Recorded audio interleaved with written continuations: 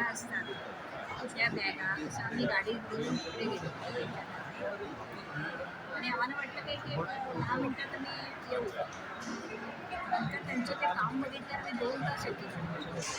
त्यांनी म्हणाले साड्यांची लायब्ररी आहे, मग कपाटं दाखवून या आतमध्ये. 3 मजलीची कपाट आणि त्याच्यात छान साड्या लावलेल्या होत्या, ब्लाऊज आणि साडी.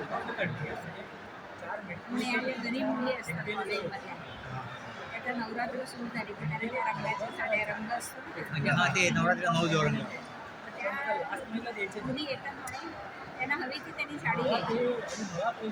म्हणजे हिशोब नाही, यांनी लाल साडी दिली, याची पिंक साडी दिली, छान गोष्ट आणि ते म्हणाले की मुली नेसतात आणि घेऊन आणून ठेवतात.